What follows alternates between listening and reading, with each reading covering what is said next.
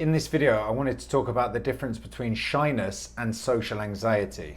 Now, shyness and social anxiety are related, but only in the sense that they're on a kind of spectrum. Growing up, I was always told that I was shy. As I got to the age of about 10 or 11, this started to really annoy me because I started to feel, I don't think this is just shyness. I feel like there's something way more important going on. Instinctively, this felt wrong. It did not ring true at all when people were like, oh, you're just a bit shy, you're a bit too inhibited, you're a bit too self-conscious. And I used to get criticized actually by my dad, who was very confident and outgoing. And my brother was also doing stage plays and stuff at that time before his social anxiety developed. And I was kind of criticized for being too much in my head, too self-conscious, too inhibited. But I really had this deep conviction, even at a very young age, there was something way deeper going on, that this was not just shyness, and it really annoyed me. So as I said, shyness and social anxiety are on a continuum, but they are not the same thing. To give an example, if you had to give a presentation and you were shy, it may worry you, it may concern you, you may on that day get up and think, I really don't want to do this, but you would get up and you'd be able to do it probably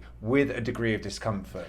Now, if you have social anxiety like I had it and like the guys that I speak to, then it's a whole different ballgame. As soon as you hear the word presentation, your stomach flips. You're already filled with dread, and the presentation might be 6 months out, but between now and that presentation coming up, you're going to be filled with so much dread. It's going to play on your mind. It's going to grow in significance in your mind. You're going to lose sleep over it. You're going to feel nauseous. And as the time gets closer, that anticipatory anxiety is going to build up and up. And the fear around that event is probably going to be increased by all these catastrophizing thoughts that start to come in, self-sabotaging thoughts, thoughts about, oh my gosh, what is going to happen if I get up there and I completely lose control? I start to pour with sweat, I get so red, I knock the lectern over, I just go into spasm and collapse on the floor, and they have to call an ambulance and take me away.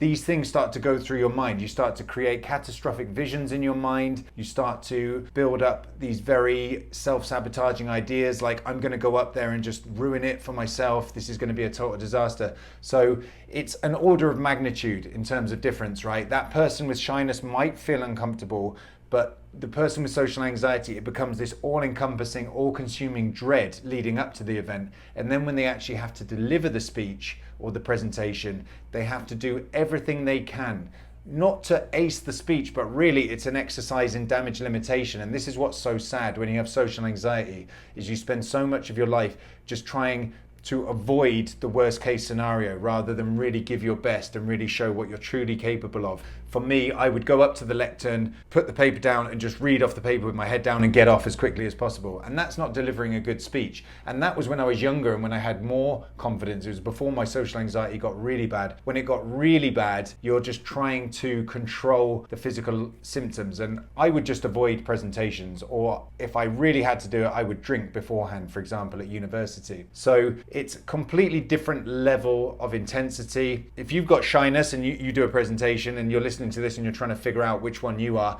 yeah, you might feel uncomfortable. But if you're the person who has to get drunk or take medication before you go up there, or you avoid it completely, or you get up there and you feel dizzy, you can't really see properly, you get this blurry vision, and you're basically just doing everything you can to control the physical symptoms and have a damage limitation exercise where you don't just pass out or have a complete disaster, then that is social anxiety, I would suggest. And I would suggest that you've got a far more serious problem. And that's just an example of a presentation scenario, but it does apply to other situations in life. That huge amount of anticipatory dread and anxiety, that fear of it all just mushrooming and exploding out of control and becoming a complete disaster, that for me is a very common trademark and trait of social anxiety, rather than just shyness, which never feels like it's necessarily going to get completely out of control. It's uncomfortable but not unmanageable. Social anxiety can really become unmanageable. I've heard of people getting so nervous in situations they actually black out because they forget to breathe, uncontrollable shaking, sweating, freezing up. This is really a symptom of social anxiety. So if you feel that you do fall into the category of having social anxiety and you felt some of that frustration that I have of just being told that you're a little bit shy, you just need to come out of your shell, stop being so self-conscious, stop being so inhibited. If that resonates with you and you feel that you may well have social anxiety, then by all means, please leave a comment here or contact me via the email in the description on this video. I would like to hear from you and see if I can help you in any way that I can. If this video has been helpful, please like it, please subscribe to the channel, and I hope that we can help more people with this problem, and I'll see you guys in the next video.